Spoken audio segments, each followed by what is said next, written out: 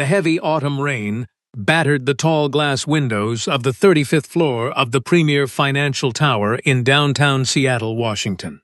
Richard Valmont, a man whose name was synonymous with industrial real estate power throughout the Pacific Northwest, sat at his mahogany desk with trembling hands. He was staring intensely at a private financial audit that threatened to shatter his long-held corporate peace. The cold, hard data layout on the high-grade paper left no room for alternative interpretations. For several consecutive months, premium, specialized industrial cleaning chemicals and high-end maintenance equipment had been systematically vanishing from the central corporate inventory log. Every piece of logic pointed directly toward the night maintenance staff, a reality that cut Richard deeply because he had always prided himself on treating his workforce like an extended family. He rubbed his temples, staring out into the misty, rain-slicked city streets, trying to find a reason to doubt the evidence before him. He had built Valmont Industries on a foundation of absolute loyalty, paying wages well above the local average and offering comprehensive health benefits that were rare in the service sector. To think that someone within his inner sanctuary was betraying that trust felt like a physical blow to his chest. The preliminary report from the private intelligence firm he had quietly retained sat next to the financial spreadsheets, complete with blurry night vision, stills showing an obscured figure moving large crates out through the loading dock well past midnight. Richard felt a profound sense of isolation looking at those images. He had spent his entire adult life equating financial abundance with security, believing that if you paid people well, you secured their honesty. Now, that foundational philosophy was crumbling, leaving him with a bitter taste of disillusionment that no amount of corporate success could sweeten. As the corporate clock neared 9 o'clock in the evening, the bustling sounds of the daytime executives faded completely, replaced by the low, rhythmic hum of the building's industrial vacuum cleaners. Richard turned off his office lamps, letting the ambient neon glow from the Seattle skyline cast long, sharp shadows across his desk.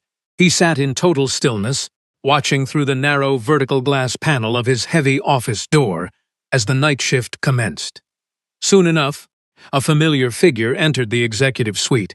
It was Evelyn Morris, a quiet, meticulously thorough woman in her late 40s who had taken care of Richard's personal office for over 3 consecutive years. Evelyn was a ghost in the corporate machine, always working with a silent efficiency, never complaining, and always offering a polite, respectful nod whenever their paths crossed during late-night strategy sessions. Richard watched her move with an aching heart as she wiped down the conference tables and dusted the bookshelves with the same careful reverence she had shown since her first day on the job. Every movement was precise, an art form of domestic labor that had earned his highest regard. But then, the atmosphere shifted. Evelyn paused, looked down both sides of the empty, dimly lit hallway, and pulled a heavy brass master key from her apron pocket. A key that Richard knew had never been officially assigned to her department. She unlocked the heavy steel door of the primary chemical repository, stepping inside for several long minutes before emerging with a large, heavy industrial canvas bag. Through his hidden vantage point, Richard saw the unmistakable shapes of premium concentrated medical grade, disinfectants, and specialized air purifying solutions filling the container to its absolute brim. The reality of the theft hit Richard like a wave of freezing water, instantly solidifying his worst corporate fears into an undeniable truth. He leaned back against his office wall, closing his eyes as a mixture of sharp anger and profound disappointment washed over him. Why would Evelyn, a woman who received a steady, fair paycheck and an annual winter bonus, risk her entire livelihood and criminal record for a collection of industrial cleaning supplies? It made no logical sense. If she needed extra money, she could have simply asked for a corporate advance, a gesture Richard had granted to dozens of employees over the decades. He watched her carry the heavy bag toward the service elevators, her spine bending under the immense physical weight of the stolen goods, looking entirely unlike a seasoned criminal and more like a woman carrying a crushing burden. Instead of picking up the phone to alert the building's private security team or calling the local precinct, Richard found himself driven by an intense, burning need to comprehend the underlying motive behind the crime.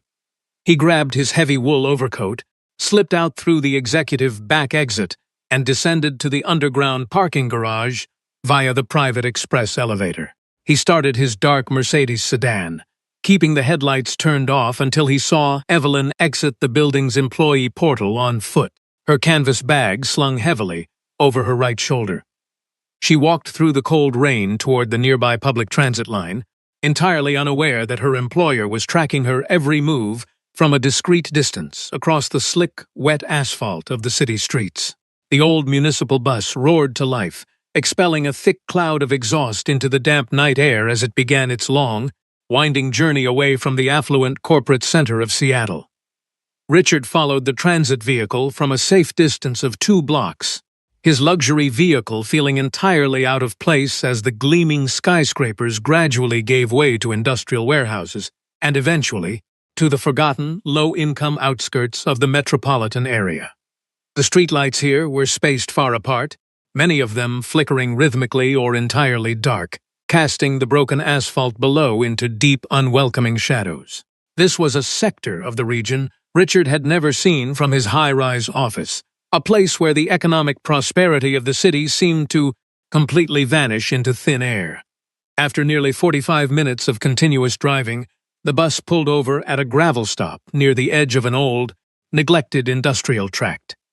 Evelyn stepped down into the downpour, adjusting the heavy canvas strap on her shoulder before veering off onto an unpaved mud road that led toward a dense thicket of trees.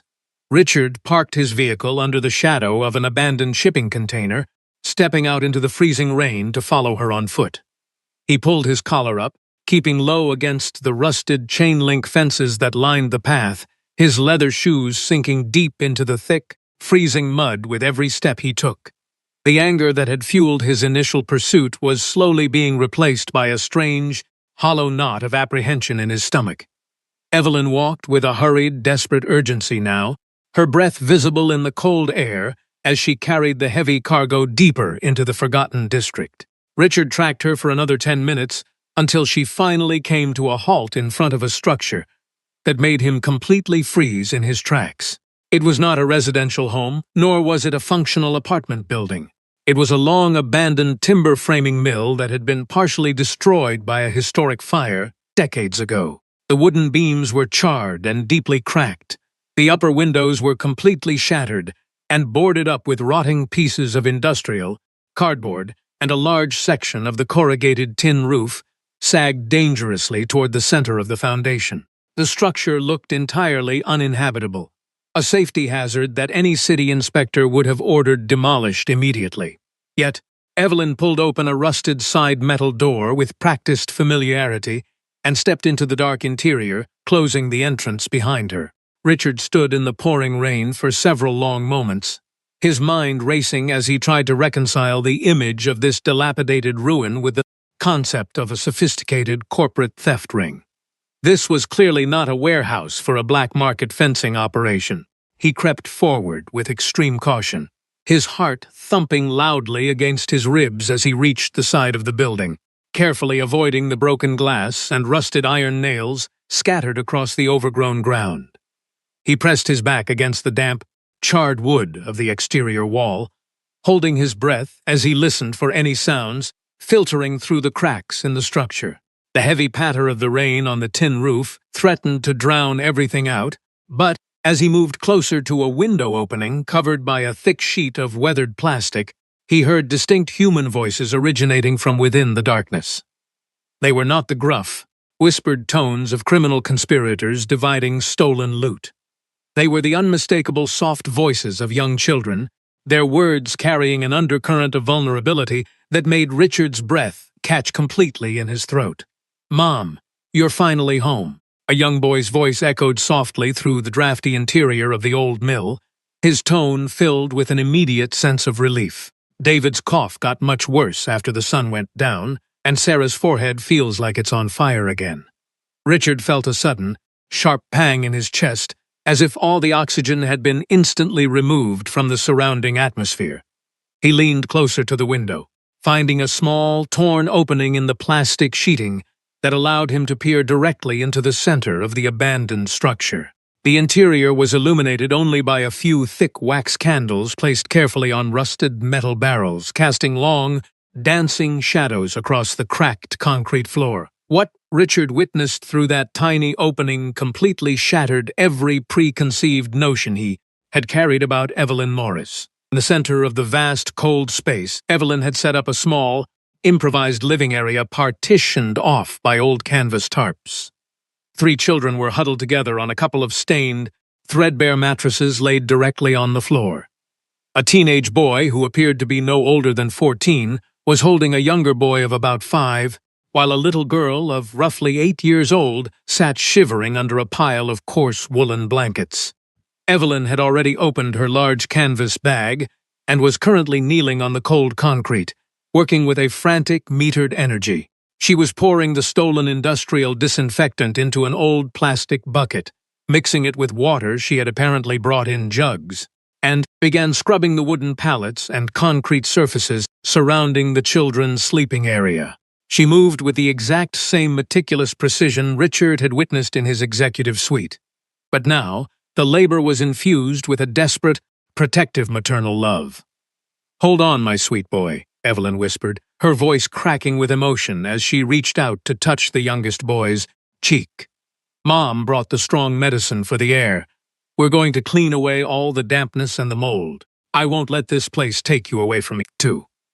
Richard stumbled backward into the darkness, his boots splashing into a puddle of water as tears began to stream down his face, completely unbidden.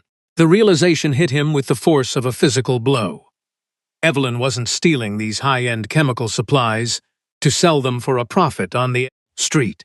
She was using them in a desperate daily battle against the toxic mold, dampness, and rot of an abandoned building, trying to create a sterile, safe environment to keep her sick children alive in a place where no human being should ever have to live. He felt a profound wave of shame wash over him, as he remembered the anger and suspicion he had harbored over a few $100s worth of corporate inventory. "Mom," the little girl Sarah asked in a fragile, trembling voice that pierced through the cold night air like a knife, "is Dad ever going to come back from the stars to help us? He promised he would always take care of us before he had to go away." The heavy silence that followed her question inside the mill was far more devastating than any cry of anguish. Richard stood paralyzed in the rain, watching through the tear in the plastic as Evelyn stopped her scrubbing, her shoulders shaking violently as she pulled her children into a tight, protective embrace. She was fighting an epic war against absolute poverty, systemic neglect, and profound personal grief all at once, while he had spent his week worrying about profit margins. Richard returned to his luxury vehicle with a completely broken spirit, his hands shaking so violently that he dropped his keys onto the muddy ground twice before managing to unlock the door. He sat in the driver's seat, staring out through the rain-streaked windshield at the distant, dim light flickering within the abandoned mill. The innocent question of the little girl kept repeating in his mind like a painful echo. He looked at the leather interior of his vehicle, the digital dashboard glowing with expensive precision, and felt a sudden intense revulsion toward his own immense wealth. How had he remained so completely blind to the agonizing reality of a woman who had cleaned his personal workspace every single night for 3 years? He realized then that every extra hour Evelyn had volunteered to work at the office wasn't an attempt to secure overtime pay out of greed. It was a desperate bid to remain within a warm, safe building while earning every scrap of resource possible to feed the 3 souls waiting for her in the cold. Suddenly, a sharp commotion from within the mill broke through the sound of the storm. Richard immediately exited his car once more, drawn back to the window by an instinct he didn't fully comprehend. Through the opening, he saw the teenage boy, Michael, shouting in terror as the youngest child, David, began to gasp violently for air, his tiny chest heaving with an unnatural, terrifying rhythm. "Mom, David can't breathe at all," Michael cried out, his hands hovering over his little brother in a state of absolute panic. "His lips are turning blue, and he's making that horrible rattling sound again." Evelyn acted instantly, lifting the small boy into her arms while directing her older children with a voice that shook with terror, but remained steady with maternal command. "Michael, get the old metal pot, and pour the boiling water over the eucalyptus leaves right now. Sarah, help me hold his head up so he can inhale the steam. We can do this, babies. Stay strong for Mom.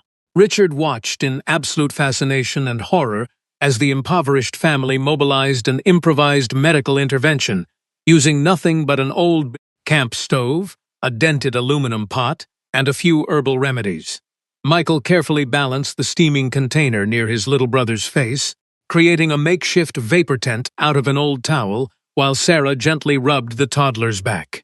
The absolute coordination between the siblings spoke of a terrible, well-established routine, a survival mechanism born of absolute necessity among children who had been forced to grow up far too fast in a world that had completely forgotten them. "Why does David always get so sick here, Mom?" Sarah asked quietly, her eyes wide with a brutal childhood honesty that broke Richard's heart. "Is it because we don't have the big heaters like the ones at my school? Is it because the walls are always wet?" Evelyn tried desperately to blink away her tears as she adjusted the towel over her son's head. "The world is just testing us right now, my love," she replied, her voice thick with unspeakable sorrow. "But as long as we hold on to each other, we have a home. Your Father is watching over us from heaven, and He gives us the strength to endure anything." "Mom," Michael said with a quiet, heartbreaking resolve, as the youngest boy's breathing finally began to ease slightly under the influence of the steam. "I'm not going to my freshman classes tomorrow. I can stay here and watch David and Sarah while you go to the office. I heard from one of the guys down at the shipping docks that they need extra hands to unload the morning freight crates. I can earn $40 a day to help with the grocery bills." Evelyn stopped what she was doing, reaching out to cup her oldest son's face with a look of intense pride and fierce resistance. "Absolutely not, Michael. Your education is the only path out of this life. Your father sacrificed everything for us to have a future, and I will not let poverty steal your mind." "But, Mom, we need the money for real medicine," Michael countered, his young voice carrying the heavy weight of an adult provider. "If David gets another fever like this next week, we can't just rely on an old pot of water. Someone has to earn something extra, and you can't afford to lose your job at Valmont Industries. If you miss even one night of work, they'll replace you within 24 hours. Richard leaned his forehead against the cold exterior wall of the building, the metal freezing his skin as the words sank into his consciousness. He was the employer they feared. His corporate policies were the invisible sword hanging over this mother's head, forcing her to choose between the physical survival of her children and the maintenance of her meager livelihood. Evelyn pulled all three of her children into a tight, singular embrace on the mattress, her voice falling into a low whisper that Richard could barely catch through the whistling wind. "Listen to me, all of you. I know it's freezing right now. I know there isn't enough food in the pantry for a full week, and I know you are terrified. But I promise you, on my life, that this is temporary. I am working every single hour I can to get us an actual apartment with proper insulation and running water. Just hold on to hope for a little bit longer." "Are we really going to have a house with a real kitchen again, Mom?" Sarah asked, her small face lighting up with a desperate, beautiful innocence. "Where David won't have to cough every time it rains." Evelyn nodded against her daughter's hair, but Richard could see the profound uncertainty and despair written across her features. On a night cleaner's salary in a city with an exploding cost of living like Seattle, the dream of securing a safe, mold-free residential apartment was an mathematical impossibility, no matter how many hours of overtime she volunteered to complete. "Michael," Evelyn whispered softly after the two younger children had finally closed their eyes, believing her promises. "There is something I need to tell you about my work at the tower. Lately, I've had to take things from the corporate supply closet, the high-grade disinfectants, and the specialized air scrubbers. I know it is fundamentally wrong to take what doesn't belong to us, but with David's lungs in this condition, I didn't see any other way to keep the air in this place from hurting him." Michael squeezed his mother's hand tightly. "You don't have to explain anything to me, Mom. Dad always said that a parent does whatever it takes to protect the family. You aren't a criminal. You're just saving us." "But it matters, Michael," Evelyn insisted, tears flowing freely down her worn cheeks. "I don't want you or your siblings to think that dishonesty is acceptable just because life is difficult. Your father was an honest, hard-working man who valued integrity above all things. What I am doing right now is a sin born of absolute desperation, and I pray every night that God forgives me for it." Richard had to grip the edge of the window frame to keep his balance as a profound wave of spiritual vertigo hit him. This woman, living in the ruins of an old mill, was demonstrating a higher level of moral clarity and ethical torment, over a few bottles of cleaning solution, than most of the corporate executives he interacted with on a daily basis. Suddenly, young David began to convulse violently, his tiny body stiffening as a harsh, choked sound rattled from his throat. The improvised vapor treatment had failed, and the child was now completely deprived of oxygen. Evelyn screamed in pure terror, lifting the rigid toddler into her arms as Michael and Sarah scrambled off the mattress in a panic. "He's having an oxygen crisis, Michael. We have to get him to an emergency room right now." "Grab the blankets," Evelyn cried out, her maternal strength overriding her physical exhaustion as she wrapped the boy and ran toward the door. Richard didn't hesitate for another second. He abandoned his hiding place in the shadows and ran full speed through the mud toward his parked Mercedes, starting the engine and throwing the car into reverse just as Evelyn emerged from the tree line with her children trailing behind her in the dark downpour. He swung the passenger door open, the bright interior lights illuminating the mud and rain. "Evelyn, get in the car right now," he shouted over the roar of the engine. Evelyn froze in absolute shock, her eyes widening in terror as she recognized the face of her billionaire employer staring back at her from the luxury vehicle. "Mr. Valmont?" she stammered, her body trembling as she held her gasping son tightly against her chest. What are you doing here?" Richard stepped out into the pouring rain, ignoring the water ruining his expensive suit as he gently but firmly guided her toward the warm interior of the vehicle. "There is no time to explain, Evelyn. Your son needs a hospital immediately. Get inside, all of you." Michael and Sarah scrambled into the leather back seats, followed by Evelyn, who was weeping with a mixture of intense confusion and raw survival instinct, as Richard accelerated down the gravel road toward the highway. He pushed the luxury sedan to its absolute limits, weaving through the late-night traffic with his hazard lights flashing, his eyes constantly darting to the rearview mirror to check on the small boy who was drifting in and out of consciousness in his mother's arms. The interior of the car was completely silent except for the ragged, painful gasps of the child and the soft, terrified whimpers of Sarah. Richard gripped the steering wheel with a white-knuckled intensity, realizing that the entire trajectory of his life had just narrowed down to a single, desperate race against time to save the life of a child he hadn't even known existed an hour prior. They arrived at Harborview Medical Center within 15 minutes, the bright emergency lights casting a sterile, clinical glare over the wet pavement. Richard left his car parked squarely in the ambulance bay, running ahead to open the heavy glass doors as Evelyn sprinted inside with David held tightly in her arms. The emergency waiting room was a chaotic scene of late-night metropolitan trauma, filled with the low drone of television monitors and the heavy sighs of exhausted patients waiting for care. Evelyn ran directly to the primary triage desk, her voice rising in a desperate plea that commanded the attention of the room. "Please, my son can't breathe," she cried out to the intake nurse behind the bulletproof glass counter. "He has a severe respiratory condition, and his lips are turning blue. Please, someone help him." The nurse looked up from her computer terminal, her expression professional but heavily weathered by years of systemic overcrowding. She glanced at the gasping child and immediately pulled a stack of heavy clipboard documents from a slot on the wall. "Madam, I understand this is an emergency, but I need you to fill out these intake forms first. We need a verified home address, insurance provider details, and a primary method of payment before we can input him into the active treatment queue." "He is suffocating right now," Evelyn shouted, her pride completely vanishing as she slammed her hand against the counter in sheer desperation. "Take him into the back first, and I will sign whatever papers you want after he is safe. Please, I beg of you." The nurse shook her head with a rigid institutional coldness. "I cannot generate an emergency room tracking number without a valid residential address, ma'am. It's hospital policy for legal and billing tracking.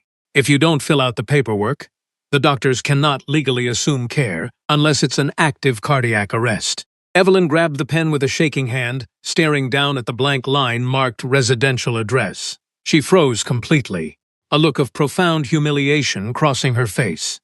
If she wrote down the abandoned mill, the hospital staff would immediately flag her for child neglect, and social services would take her children away. While she hesitated, young David's body suddenly went completely rigid, his eyes rolling back into his head as he entered a severe febrile convulsion brought on by the prolonged lack of oxygen. Evelyn let out a primal scream of pure maternal agony that shattered the bureaucratic monotony of the clinic. Richard stepped forward instantly, shoving his platinum corporate security card and personal driver's license onto the counter directly over the incomplete forms. "His address is my residential property in Madison Park," Richard stated with an absolute, unyielding authority that caused the intake nurse to freeze. "My name is Richard Valmont, CEO of Valmont Industries. I am personally guaranteeing absolute financial responsibility for every single cent of this child's medical care. Call the Chief of Pediatrics to the floor immediately, or I will purchase this entire medical facility by morning and terminate your employment before sunrise." The institutional wall of bureaucracy dissolved instantly under the immense pressure of absolute financial power. Within 30 seconds, a team of emergency physicians and respiratory therapists materialized through the double doors, snatching young David from Evelyn's arms and wheeling him into the trauma bay under a frantic Code Blue announcement. Evelyn collapsed onto her knees right there on the sterile linoleum floor, her hands reaching out toward the doors that had just closed her son away from her. Michael and Sarah immediately threw themselves onto the floor beside her, wrapping their small arms around their mother as she wept with a shattering intensity. Richard stood over them, his long shadow covering the broken family, as he watched the grand executive cleaner of his tower completely fall apart under the weight of a cruel, unfeeling system. He looked down at his own expensive leather shoes, now covered in the mud of the abandoned mill, and realized that his wealth had never been more useful than it was in this exact second. Yet he had never felt more spiritually bankrupt. He reached down, gently placing his hands under Evelyn's shoulders to guide her up into one of the plastic waiting room chairs, sitting directly across from her so she could not look away from his gaze.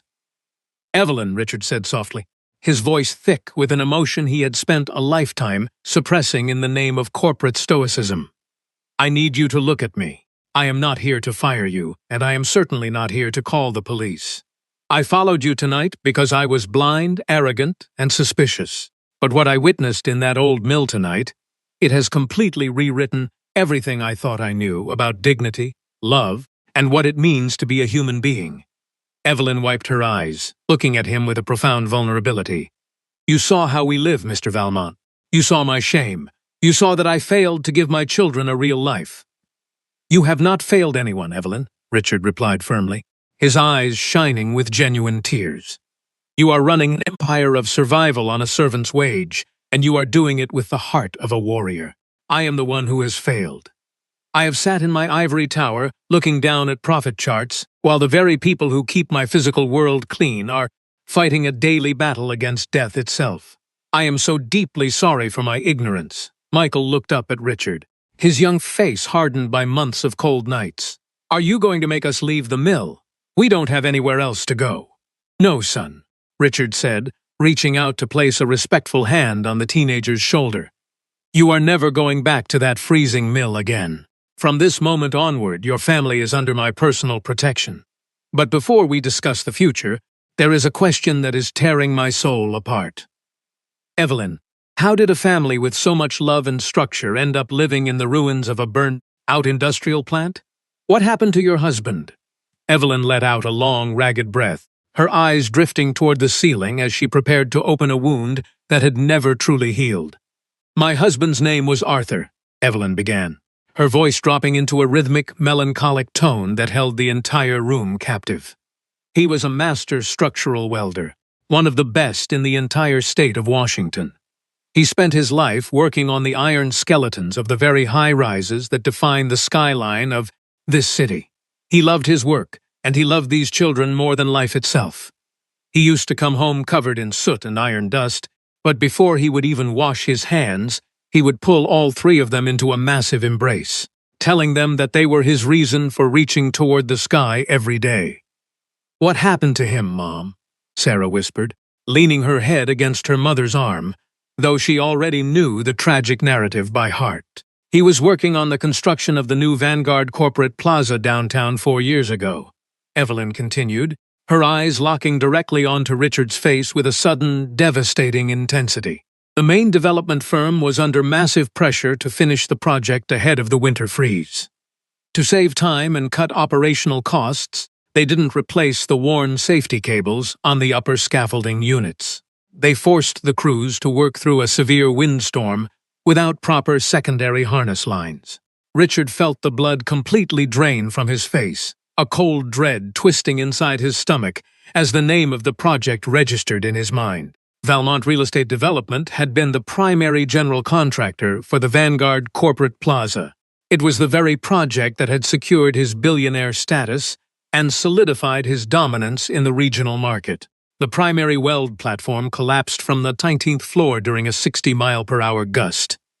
Evelyn whispered, a single tear cutting through the dust on her cheek. "Arthur fell to his death because the safety clips were rusted through. When I tried to seek a corporate settlement to pay for his burial and keep our home, the company's high-priced legal team buried me in paperwork, claiming Arthur had signed a safety waiver and that the accident was entirely due to his own personal negligence." The revelation struck Richard like a physical blow, leaving him completely breathless in his chair. The corporate apparatus he had constructed to protect his wealth had actively destroyed this family, stripping them of their provider, denying them legal justice, and casting them into the outer darkness of absolute poverty. Evelyn had applied for the night cleaning position at his corporate headquarters not out of coincidence, but out of a quiet, profound act of survival. Working in the very office of the man whose corporate greed had cost her husband his life, just to earn the scraps needed to keep his children from starving. "You knew exactly who I was," Richard whispered, his voice trembling with an agonizing sense of guilt. "Every single night you cleaned my desk, looked at my family photographs, and emptied my trash. You knew I was the man responsible for the destruction of your world." Evelyn nodded slowly, her expression entirely devoid of malice, carrying only a profound, exhausted peace. "I knew who you were, Mr. Valmont. But anger doesn't pay for bread, and hatred doesn't keep my children warm. Arthur always taught our boys that real strength is found in endurance, not in vengeance. I didn't want your money. I just needed a job to keep my family alive." The chief pediatrician emerged from the double doors of the intensive care unit, just as the first morning light began to break through the clouds, his expression carrying a reassuring calm that instantly broke the agonizing tension in the waiting area. "Mrs. Morris," the doctor announced, walking toward them with a warm smile. "The emergency intubation was completely successful, and we've managed to stabilize your son's oxygen saturation levels using high-flow specialized therapies. The acute respiratory crisis has passed, but David will need to remain under our direct clinical care for at least 7 consecutive days to ensure the underlying bacterial infection is entirely eradicated from his pulmonary system." Evelyn let out a sob of pure, unadulterated relief, falling back into the chair as Michael and Sarah cheered softly through their tears. Richard stepped forward, extending his hand to the physician. "Doctor, I want this child moved to a private recovery suite immediately. Ensure he has around-the-clock nursing supervision and bill every single procedure, medication, and amenity directly to my private corporate account. Money is absolutely no object." The doctor nodded respectfully, noting the high-status identification cards on the desk before turning back to Evelyn with a serious look. "While the immediate danger has been mitigated, Mrs. Morris, I must be completely honest with you about his long-term prognosis," the physician stated carefully. "David's lungs have suffered significant environmental degradation due to chronic exposure to toxic dampness and black mold spore structures. If he returns to the living conditions that precipitated this crisis, his pulmonary tissue will suffer irreversible damage, and the next episode could easily be fatal. He absolutely must live in a climate-controlled, dry, and sterile environment from this day forward. There can be no compromise on this point. The heavy silence returned to the room as Evelyn looked down at her hands, the harsh reality of her situations settling back over her shoulders like a lead weight. She knew the abandoned mill was a breeding ground for the very mold the doctor was describing, but she had absolutely no alternative options within her current financial reach. Richard stepped into the void immediately, his voice ringing out with an absolute unyielding clarity. He will not be returning to that environment, Doctor.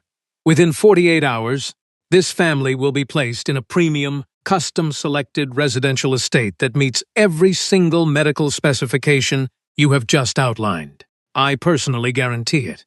Evelyn turned to Richard, her eyes wide with a mixture of pride and deep apprehension. Mr. Valmont, I cannot accept a gift of that magnitude from you. It is far too much, and I have no way of ever returning that kind of capital to your firm. I am an employee, not a charity case. Richard knelt down before her, looking directly into her eyes with an expression of profound humility. This is not charity, Evelyn. This is a very late, very small payment on a debt of justice that my company has owed your family for 4 long years. Your husband lost his life building my empire, and tonight your family saved my soul. Let me do what is right. 3 days later, the bright afternoon sun illuminated a beautiful, newly constructed 2-story craftsman home located in the quiet, tree-lined residential community of Bellevue, Washington. The air here was crisp, clean, and completely free of the industrial soot and harbor dampness that plagued the lower city districts. Richard stood on the manicured front lawn, holding a heavy iron key ring in his right hand as a local transport vehicle pulled up to the curb.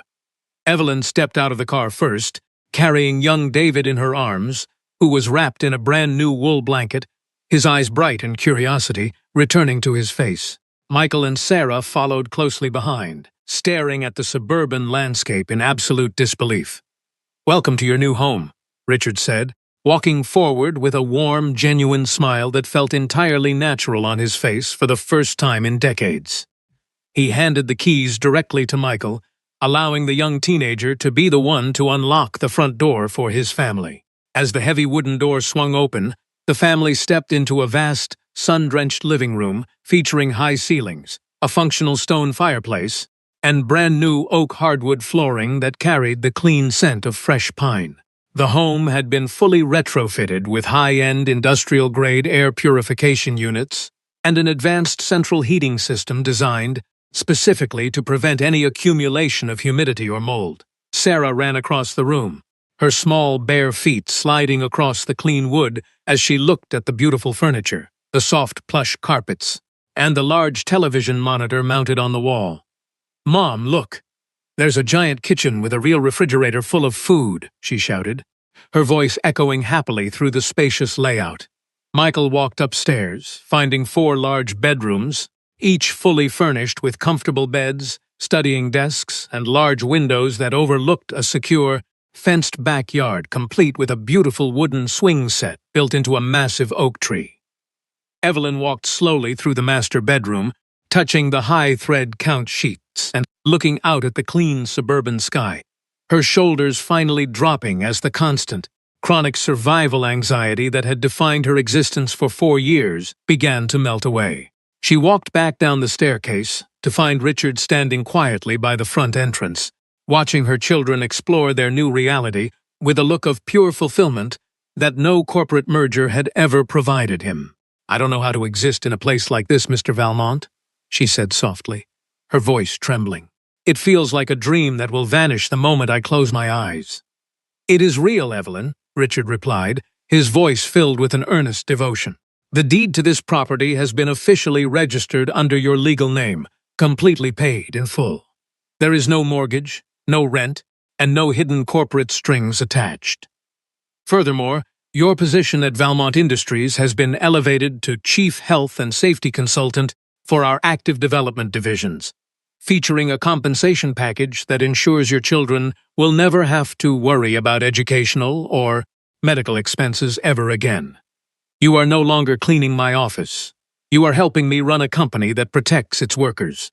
The first formal dinner gathering between the Valmont and Morris families took place a week after the move serving as a profound bridge between two entirely different social realities that had been brought together, tragedy and redemption.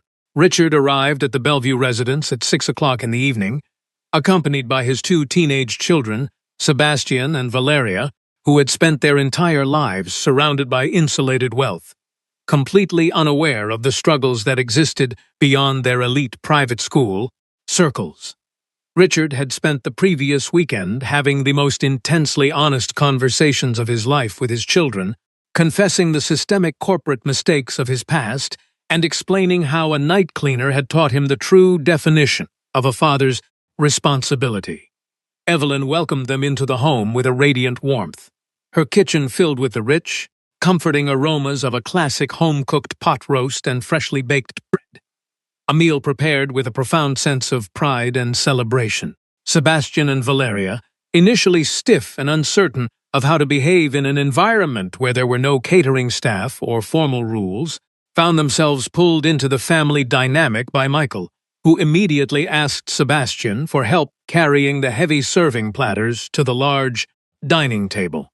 "In this house, everyone works together to make the magic happen," Michael said with a confident, welcoming grin that instantly broke the ice between the two teenagers. As they sat down around the large wooden table, Evelyn lit a single, thick white wax candle placed in the center of the sprisade, her children immediately growing quiet and respectful as they looked at the flame. "Before we eat, we always practice our family tradition," Evelyn explained to the Valmont children with a gentle smile. "Each person must share one beautiful thing that occurred during their day, followed by one specific element for which they feel a deep sense of gratitude. David, since you are the youngest spirit among us, you have the honor of starting the circle." The small 5-year-old boy clapped his hands together, his cheeks rosy and full of life. "Something beautiful that happened today was that I got to climb all the way to the top of the backyard swing set without coughing once," he proudly announced. "And I am incredibly grateful for this big warm house because my feet don't feel like ice cubes when I wake up in the morning." The profound simplicity of the child's statement caused a sudden, quiet hush to fall over the table, with Sebastian and Valeria looking down at their plates as a wave of deep perspective washed over their privileged minds. They had spent their lives complaining about minor inconveniences, yet here was a child expressing pure gratitude for warm feet and clear lungs. "My turn," Sarah announced happily. "Something beautiful was seeing a blue jay bird build a nest in our big oak tree outside my bedroom window. And I am grateful for my new books because they have pictures of castles that I can look at whenever I want to dream." Michael went next, his tone more grounded but deeply moving. "Something beautiful was seeing my mom smile while she was cooking today. Really smile, without looking tired. And I am grateful to Mr. Valmont for giving me a quiet desk where I can complete my honors algebra assignments without having to hold a flashlight in the dark." The focus of the table shifted toward the Valmont family, with Richard looking at his children, encouraging them to participate in a ritual that required looking inward rather than outward at material possessions. Valeria cleared her throat, her voice softening as she looked across at Sarah. "Something beautiful for me was walking into this house tonight and feeling a type of warmth that we don't have in our big mansion downtown," she admitted with stunning honesty. "And I am deeply grateful for this family because you are showing my brother and me what it truly means to look out for one another every single day." Sebastian nodded in agreement with his sister. Something beautiful was talking to Michael about his school goals and realizing how much harder he works than I do with half the resources, he said with genuine humility. "And I am profoundly grateful that my dad is changing the way he looks at the world, because it means we are finally becoming a real family instead of just a corporate business unit." Richard wiped a tear from his eye, reaching out to grip his son's hand tightly across the table. "Something beautiful for me is sitting here tonight watching my children discover their true hearts," Richard said, his voice breaking with immense pride.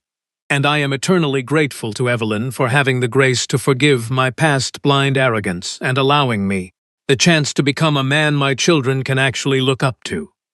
Following the completion of the meal, the children gathered in the living room round the fireplace. where Michael and Sarah began to demonstrate the elaborate narrative games there Father Arthur used to invent for them using nothing but simple hand shadows against the wall.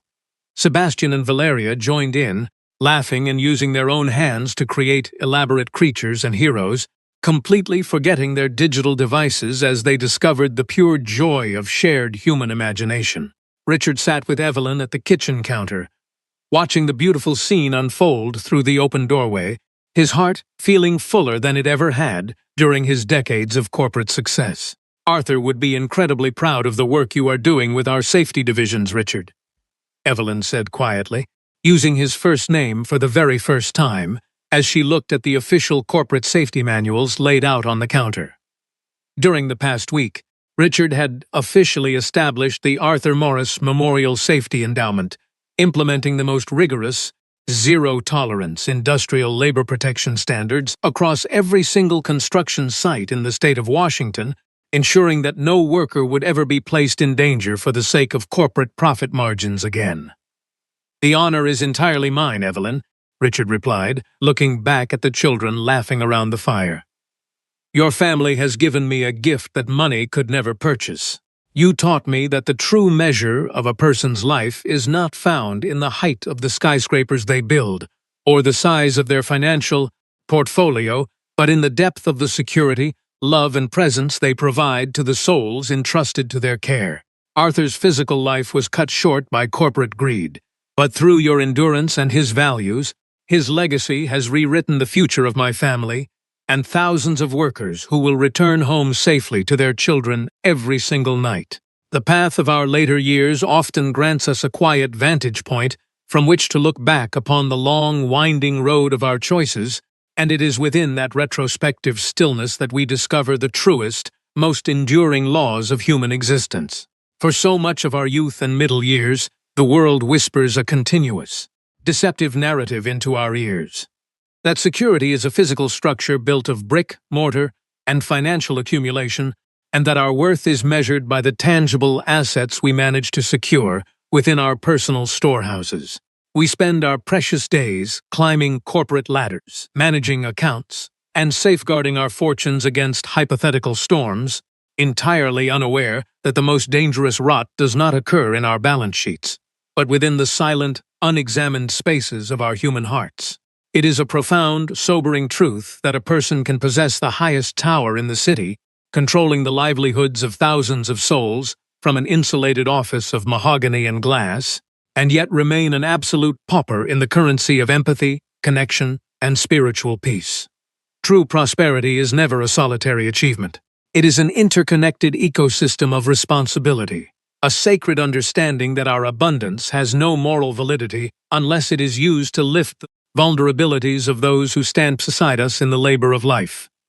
When we allow the pursuit of profit or the fear of scarcity to blind us to the human cost of our ambitions, we are not merely committing an error of business. We are fracturing the foundational covenant that binds us to one another as children of the same creation. To look upon a fellow human being who labors in our service, who cleans our spaces, built our foundations, or delivered our goods, and to see them merely as a line item on an expense report is a profound failure of the soul, an ignorance that eventually returns to demand a devastating spiritual reckoning. The world does not remember us for the wealth we hoarded, but for the safety we created for others, the dignity we restored to the broken, and the grace with which we acknowledged our own profound mistakes. It takes an immense, courageous humility to look into the mirror of our life and admit that our success was built upon the uncompensated sacrifices of those who had no voice to protest our neglect. Yet, it is precisely within that painful moment of absolute corporate confession that our true redemption begins, transforming our wealth from a heavy, suffocating armor into a powerful instrument of justice, mercy, and enduring love. Furthermore, we must always remember that the deepest, most permanent treasures of a family are never found in the material luxuries we provide to our children, but in the absolute quality of our presence, our shared imagination, and the strength of our moral integrity during the darkest hours of adversity. A house with many rooms and central heating is a beautiful blessing for a sick child. But if that structure is devoid of parental time, deep embraces, and stories told from the depths of a loving heart, it remains nothing more than a magnificent, freezing museum of material success. The children of our world do not thrive on the abstract security of our bank accounts. They grow strong on the consistency of our presence, the laughter shared across simple dinner tables, and the knowledge that their parents value their hearts, far above any corporate achievement or public status. When we invest our limited time and creative energy into building a sanctuary of love, resilience, and mutual respect within our households, we are constructing a legacy that entirely transcends the physical reality of our mortality, creating a beautiful, generational echo of goodness that will continue to guide our descendants long after our names have faded from the active memory of the world. In the final assessment of our lives, when the noise of the marketplace falls completely silent and the accumulation of our earthly labor is stripped away down to its absolute core, we will find that the only things we truly get to keep are the pieces of love we gave away to others. The tragedy of loss and the reality of poverty are immense, heavy burdens that can break the physical body, but they possess absolutely no power to destroy the eternal spirit of a family that chooses to face the storm with an unyielding devotion to honesty, integrity, and mutual protection. Let us therefore live our remaining days with our eyes wide open to the silent struggles occurring beneath our own roofs and within our own communities, ever ready to lay down our corporate pride, to listen to the untold stories of the vulnerable, and to transform our personal privileges into a warm, safe harbor for those who have been forgotten by the world. For it is only through this continuous, beautiful exchange of forgiveness, accountability, and unconditional love that we can truly heal the deep wounds of our corporate structures, elevate the memory of those who have left us too soon, and ensure that our existence leaves the world a place of greater light, warmth, and enduring human dignity for all the generations yet to come.